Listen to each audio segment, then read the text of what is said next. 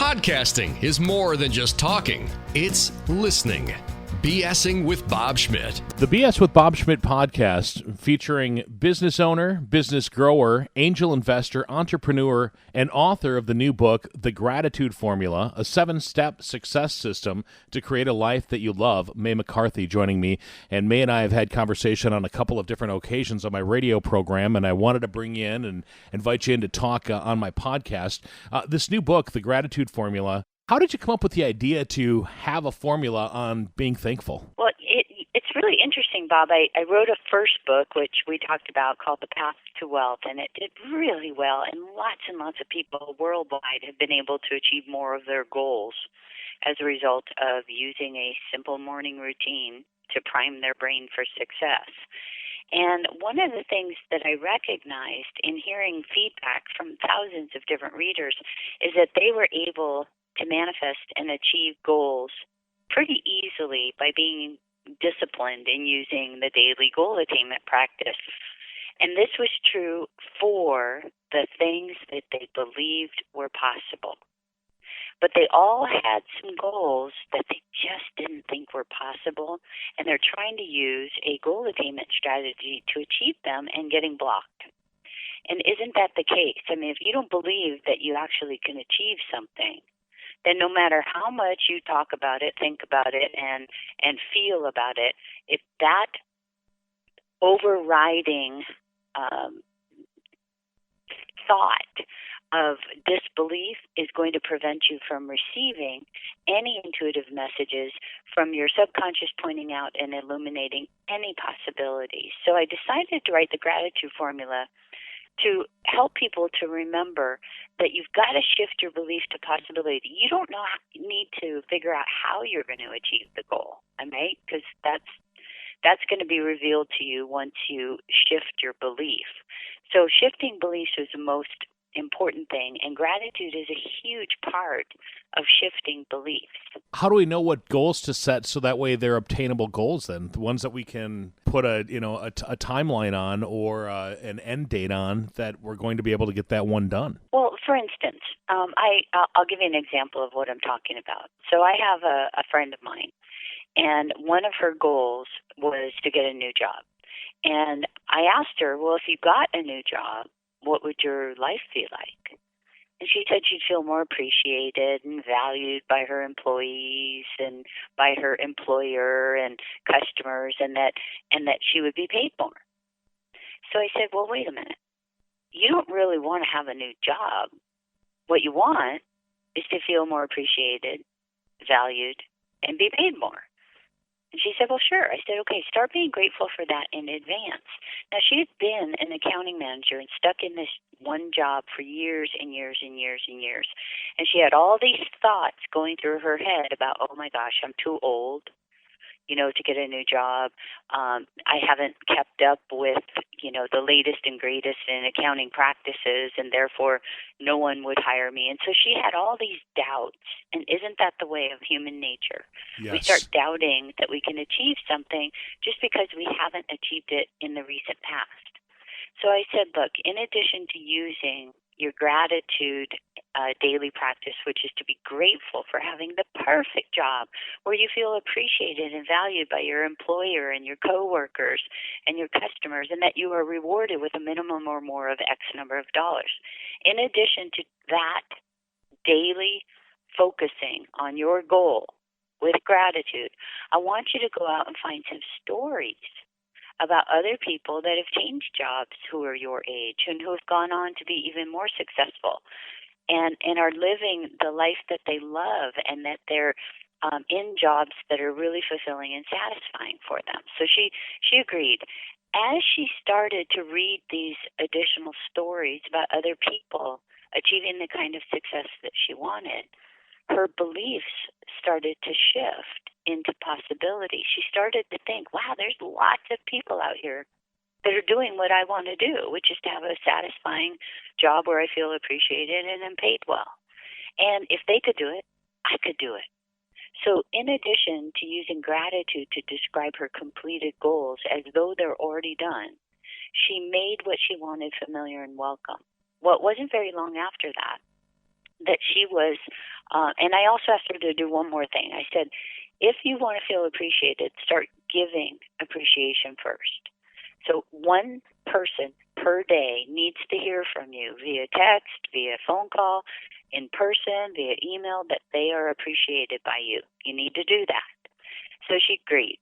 Well, it wasn't very long after that, in using all of these different techniques, that she was outside of her office, and she has a bunch of people that work for her, and they're in those modular offices, those cubes outside of her office door. And she's outside of her office getting ready to go to a meeting, and she notices an executive vice president for the company at the end of the hallway, and he's walking right towards her. He stops in front of her, drops to his knees, and starts flailing his arms in homage.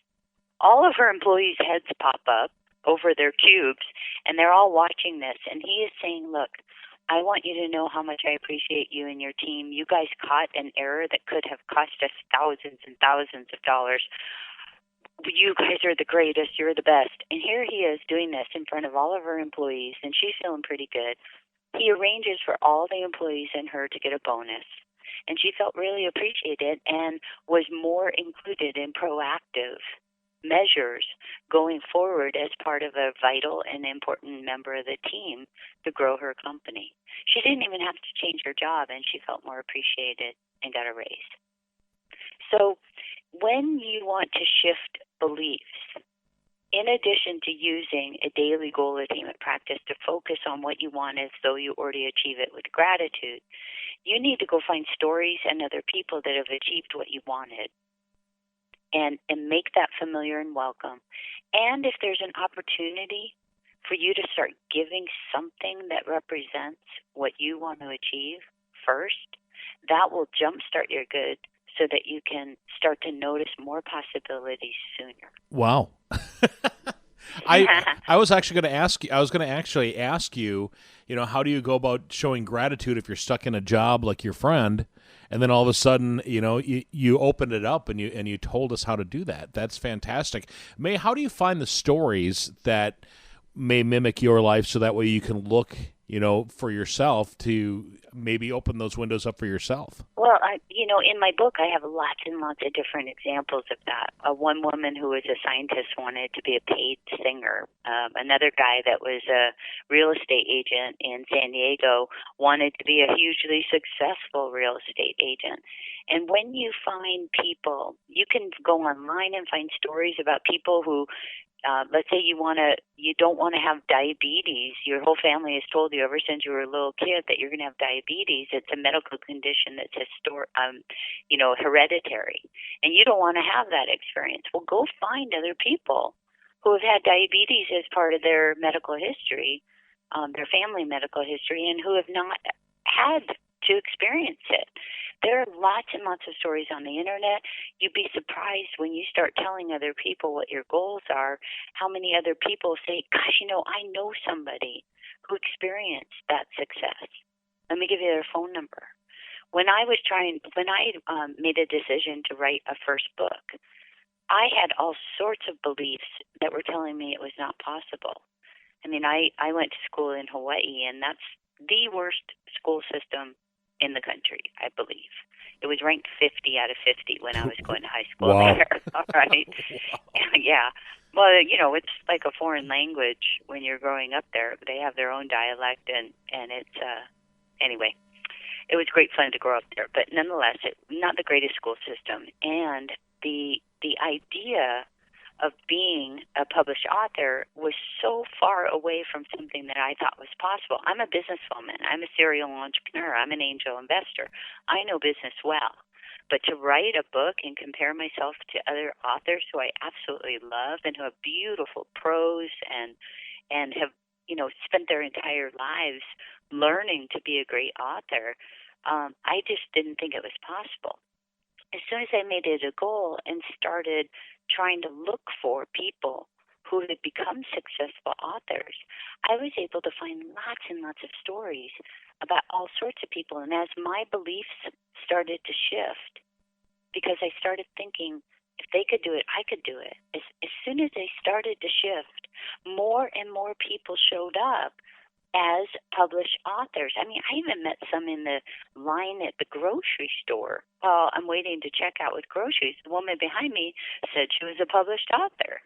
And, I mean, you meet them everywhere, and that just strengthens your belief in possibility. And that's why I wrote the gratitude formula, was to help people to shift their beliefs into possibility, because as Muhammad Ali said, he said, as soon as you believe something is possible, you start to notice more opportunities to take steps, and everything seems to shift to be for your good. I mean, you start to be able to notice more and more opportunities to take steps once you believe something is possible.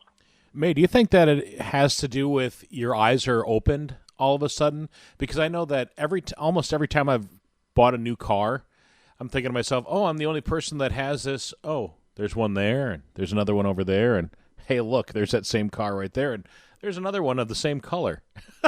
Right. Well, that's because it was a goal, and you were probably excited about getting that new car, and you had all these emotions, and you knew that was going to be your new car even before you paid for it, because you had narrowed down all the options. And then you do start to notice more possibilities. So it's similar in that we can do some things to enable our subconscious and our intuition to point out and illuminate more possibilities for us to take action. But it's my experience, and also from gathering lots and lots of stories from people who have been practicing the goal attainment strategies that I write about, what I found was that if you don't shift your brain, if you don't shift your belief to one of possibility first for those really big goals that are different than anything you experienced before or bigger than anything you've experienced before, if you don't believe that it's at least possible, it's almost like your brain that's trying to protect you from disappointment puts that illumination, puts a damper, puts a blanket over that light, and puts these intuitive messages on mute. So you just don't notice the possibilities until you shift your beliefs. Do you think that we all cause our own self-doubt, and so when we've got our own self-doubt that we're, more worried about trying to make things happen? I think we get into habits, and we get into habits of thinking about what's not possible more than we think about what's possible. And in addition to that, we have this idea, I mean, we don't want to fail. We don't want to be disappointed. We are fearful of the unknown as a society. If something doesn't make rational sense, if we can't figure out what the outcome's going to be in advance, we get fearful of taking any steps. So what happens, Albert Einstein is one of my favorite people to quote. And he said that we all have this intuitive mind that's a sacred gift. And we have this rational mind that's a faithful servant. It will do whatever we tell it to do. Just like when you decided you wanted to buy a new car, your rational mind started to filter hundreds and hundreds and hundreds of cars that are driving around in order for you to notice the cars that were in alignment with your goal. Mm-hmm. So he said we have this rational mind that's a faithful servant, but somehow in our society, we've decided to honor this servant instead of the gift of intuition. And what I mean by that is that when we have a question about anything, what do? I do research or ask a lot of questions. Yeah, we Google it or we ask subject matter experts about it. And we think about every possible step that we could take in regards to that question. But we actually have learned as a society to go one step further. And not only do we think of every possible step, but we think of every possible outcome that our rational mind, our limited rational mind, can consider. And if we don't like any of those possibilities, what do? Quit. We quit or don't do anything, yeah. Exactly. And with the goal attainment strategies that I write about, you're not allowed to do nothing anymore. What you can do is do some things to enable your intuitive mind to actually have an ability to chime in. So even though you get an intuitive lead that doesn't make any rational sense, you can actually quiet your rational mind so that your intuitive mind can give you a little bit more information for you to consider. How do you do that? How do you quiet your mind? Because my mind, it's on overdrive all the time, it seems. Well, you figuratively stomp your foot and say, hey, intuition, if that message was from you, I need another lead. And then your rational mind is confused, and so your intuitive mind gets a chance to chime in. I'll give you an example. So I travel about 150,000 miles a year. Wow. And I have a routine. I get off a flight, I get my bags, my rental car, I go to the hotel and drop everything off. Then I get back in the car and I go to the closest grocery store to pick up protein shakes and water and stuff like that I need for my stay. So I find myself in Cleveland. I'm in the car. It's 9 o'clock at night, and I get this very strong thought to go to a grocery store that's 15 minutes away. Now, at this particular stage of my business, it's a pretty early startup. I've made my projections. I'm using my daily goal attainment strategy to be grateful in advance for a minimum or more of $400,000 in revenue so that I can meet my goals for growing the company and serving customers. And I wanted it by a particular period of time. Well, so I'm in the car and I get this idea to go to a grocery store that's 15 minutes away. Now, I've been to Cleveland before. I always stay at this hotel. I know that the closest grocery store is 5 minutes away. Well, my rational mind wants to remind me of that. So here comes that rational mind that Albert Einstein talked about. And it's telling me, May, it's 9 o'clock at night. Your appointment's at 8 o'clock tomorrow morning. You're going to be way too tired if you go driving around town tonight when everything that you want is available just 5 minutes away. Just go get what you need, get back to the hotel, and get a good night's sleep. That's what your rational mind tells you. So you figuratively stomp your foot and say, hey, if this is something I'm supposed to pay attention to, give me another lead. That gives your intuitive mind an opportunity to chime in, and mine did. And mine said, look, May, it's 9 o'clock at night, but it's 6 o'clock in Seattle. It's too early for you to go to sleep anyway. And who knows, maybe everything you want will be on sale at the other store. Just make the drive. So I thought, okay, I'll make the drive. Right. Who knows? So I parked my car and I'm walking into the grocery store, and there's a guy I recognize walking out at exactly the same time. This was a potential very large customer who I had met at a trade show 6 months before. He wasn't returning any of my phone calls or emails for an appointment. And here we are, face to face. Well, we strike up a nice conversation. He asks about the growth of our company. He's impressed with who we've signed contracts with. And he said, look, while you're in town, why don't you come make a presentation to our group? Well, that led to another and another, and eventually a contract worth more than $400,000 in the time frame that I wanted. So most of us that have gone to business school, or any school for that matter, are told, create a goal, and think of every single possible step that you could take to achieve that goal. No one would say, first step, drive across town in Cleveland right. at 9 o'clock at night. Right. But this is why people like Bill Gates, Steve Jobs, Oprah Winfrey, Steven Spielberg, Albert Einstein, Thomas Edison, and the list goes on, why they say it's so valuable to rely on intuition for your success, and that sometimes it takes courage to do that. And in my books, I write about how you can develop and recognize those intuitive messages more often so that you can notice possible steps that you could take to achieve your goals. And the funniest part is they won't make rational sense, but you'll build up confidence as you create proof of taking steps that don't make sense and achieving your goals in an easier way. May, do you think that we often sabotage ourselves by not listening to that inside voice? Absolutely. And often people will recognize it after the fact. They'll say, oh my gosh, my gut was trying to tell me not to do that or to do that. And if I would have not done it, I wouldn't be in this pickle. Or if I would have done it, I would have had this great achievement. No, we all receive intuitive messages, but if our rational mind doesn't understand them, it tries to talk us out of it. And people have to learn how to allow their intuitive mind to chime in. And I describe that in my books, how to do that. That's probably worth the cost of the book right there, just to learn how to do that. Yeah. Yeah, I've been using it for a very, very long time, and I can tell you that my success in business and in life is absolutely due to that. I mean, I had a cancer scare, and I followed the same goal attainment practice for good health and had the same kind of unrational directions to take steps and catch cancer well before even the doctors thought it should have been caught, and have been, cancer-free ever since.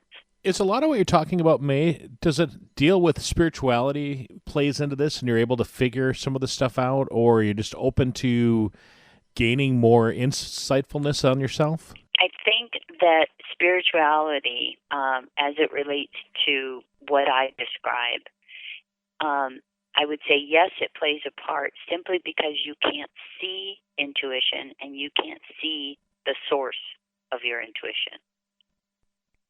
So something that you can't see, you can certainly use whatever spiritual or philosophical or religious,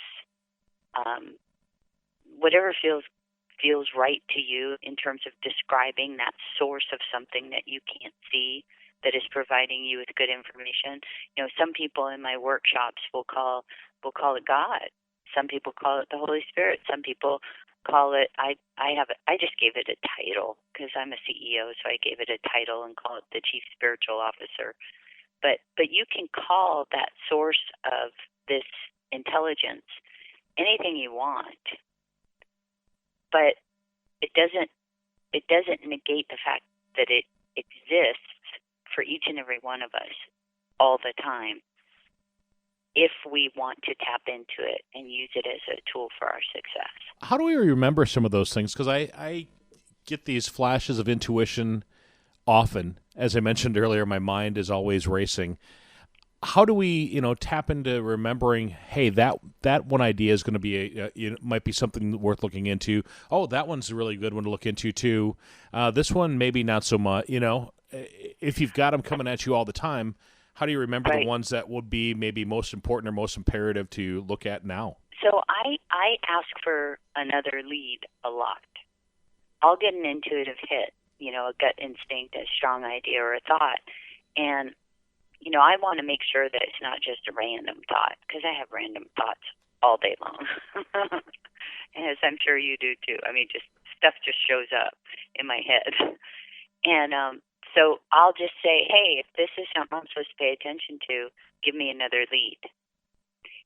If it's something I'm supposed to pay attention to, I will get another strong thought, or somebody will say something to me that is in alignment with it. I'll notice something that's in alignment with it. I mean, I remember I had an opportunity to do business with a $5.5 billion company down in San Diego, and I was just a little biased. Like, here we're a small company, and if they're reselling our products and they don't pay us on time, it could be detrimental to my business.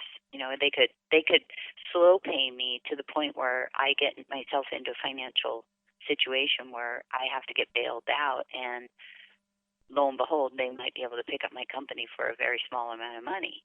So I was very concerned about these kinds of things. And every time I got a lead saying, you should investigate doing business with them, I just kept saying, I need another lead. I need another lead. I mean, I must have done that over 50 times.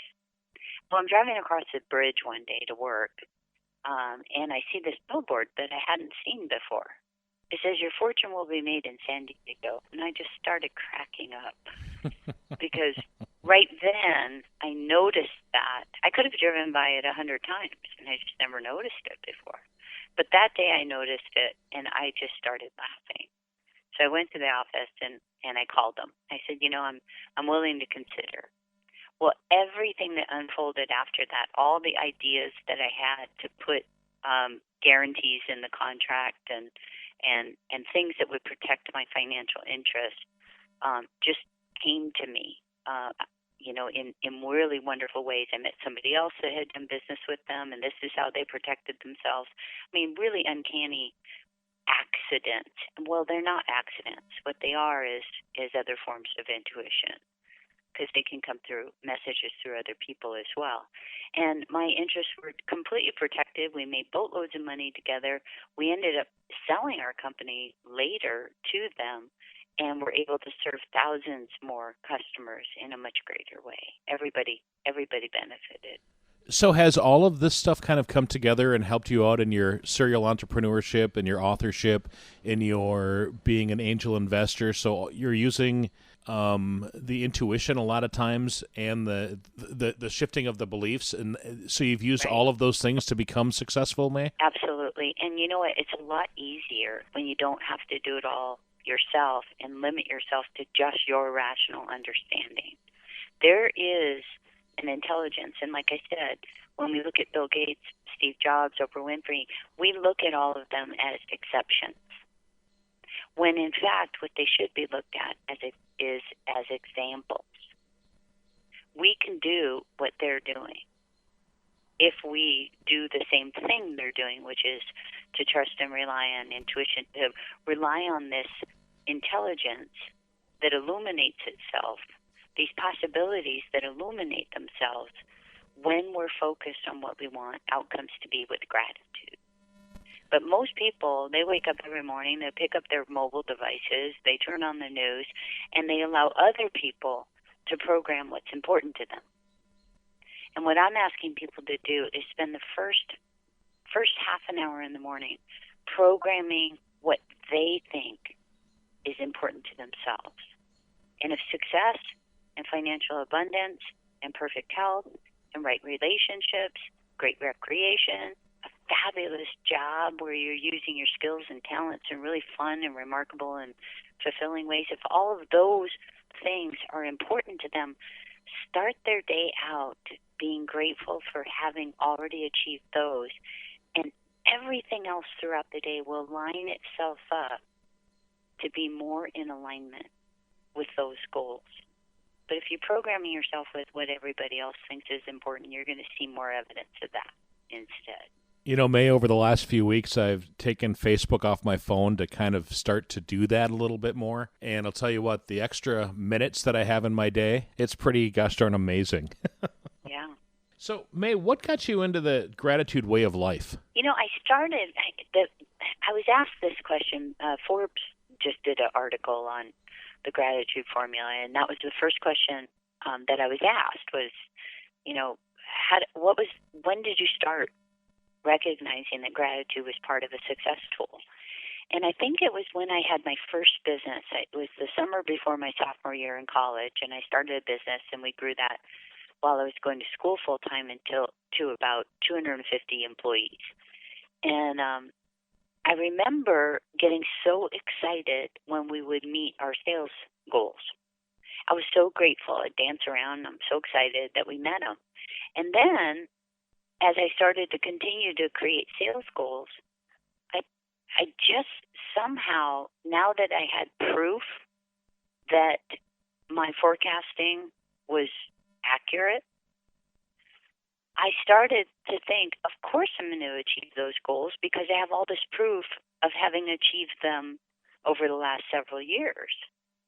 So I started to just be grateful for achieving my forecast, my sales goals in advance, and started remembering that fun feeling of dancing around and being happy that I achieved my goals. And, I'm 19 years old, 19 to 21 years old at this point. But I somehow there was this recognition that I could be grateful for what I want in advance and imagine feeling excited about the achievement of those future goals. And consequently, we were able to achieve all of those goals. So that's when I first started to use it. And then my daily goal planning routine, got morphed a little bit more over the years.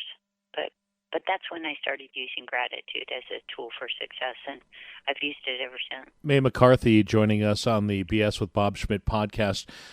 It seems like you've had a lot of great successes, and that is wonderful. But I think a lot of people end up with some failures on their way to success and learn from their failures. I'd like to ask the question about if you can explain a failure that you've had and how you've overcome it. Well, first of all, I don't think there are any failures, and there's no mistake. There are no mistakes and no failures. There are only learning experiences. Interesting concept. And I guess the greatest learning experience that I had, which was painful, was in choosing a partner for one of my companies who I didn't know very well. I got caught up in the sale of his abilities and didn't vet him as much as I should have, and consequently it became a very expensive and painful separation when we decided to not be partners anymore. And as it turned out, now that I look back on it, it was actually a blessing, because there were three of us that were co-founders, and two of us were the two that left because we weren't in agreement with the third partner. And it wasn't required that we get bought out. That was not a requirement of our operating agreement. But they did buy us out for millions of dollars, and we walked away, and somehow it slipped through that they didn't mandate a change in our non-compete period, which they forgot to look at, and which was only 1 year. So we took a year off and came back a year later and started a competing company and had all of the funding that we needed from them to dominate the marketplace and become market share leader. That's wonderful. What type of business are you in? Well, those two companies were software and equipment for giant hospitals to automate their drug distribution processes. The book is called The Gratitude Formula, and you ask questions at the end of each of the sections here. I want to ask you one of the questions from your book. Describe a few things that you've done repeatedly since you were a child that give you great joy. I love that. You're in the section on purpose, and I believe that purpose leads to profits, personally or as a company. If you know your purpose, the why that you exist, then you tend to be more fulfilled, you feel more engaged, more passionate, more motivated, and consequently will be more successful. So when I was a little kid, I lived on a street, and at one time there were 60 kids on our street. Lots and lots of fun, and we played outside a lot. And I loved telling stories. So my friends and I would get together, and we would write plays. And then we would perform them. And we mandated that all the parents and other kids came, and they'd have to bring their chairs with them and line them up in our driveway, because we had a 5-car garage that was a carport. And they'd line it up, and we sold concessions, and we would put on a play. And they had to pay 25 cents to come. You were a businesswoman way back then. And so we told the story. So I loved to tell stories, and I love to take complicated ideas and make them really simple to understand and provide entertainment and fair exchange of value. So that was one of the things that I love to do, and I still do that today. I take very complicated ideas and make them really easy to understand and implement, and I help everyone around me to be successful. That's my passion. I love to help other people succeed. May McCarthy, the author of the book, The Gratitude Formula, a 7-step success system to create a life that you love. What are 3 takeaways that somebody could get from your book, May? The first is that they are incredibly powerful. Each and every person has created the life that they're living today, and that's good news, because they can create the life that they want to live simply by staying focused on what they want the outcomes with gratitude every single day in a daily practice.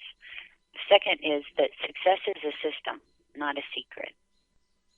And if they use a system to achieve success and they're disciplined, just like they were when they learned to ride a bike or drive a car or read or write or type on that crazy keyboard that's not even in alphabetical order, I mean, they put in some concerted physical and mental effort every single day to master all of those skills.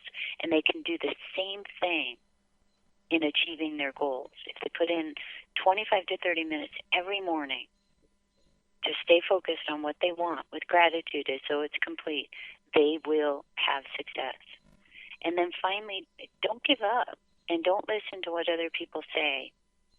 Make sure that you are focused on what you want the outcome to be, and to start giving anything that represents. If you want more money, give some money away. If you want more time, find somebody that's as busy as you are and offer to pick up their groceries when you're at the store or take their dog for a walk. Give them some time. If you want more appreciation or love, tell somebody every day, somebody different every day, how much you appreciate them. And you will find that all of that will start coming back to you sooner. Those are your 3 things. It sounds so simple. You know, I've really tried to figure out a way to make it more complicated, because I think if it was more complicated, no, really, seriously, if it was more complicated, people might do it. But because it's that simple, sometimes they take it for granted. And if I were to give you a 4th one, when you start achieving your goals with this practice, don't get lazy and stop doing the practice. If you achieve your goals, create a bigger goal and use the same system for success to achieve that. May, where can we find the gratitude formula and the path to wealth? People can learn a little bit more about the 2 books. There's short videos on my website at maymccarthy.com. That's MAYMCCARTHY.com. And there's a couple of intro videos, and if they want, they can download the first 3 chapters of each book for free. And the books are available from all the online retailers, Barnes & Noble, Amazon, you name it. The BSing with Bob Schmidt podcast is brought to you by Orange Computer. Find them online at orangecomputerlax.com. This has been another podcastforhire.com production.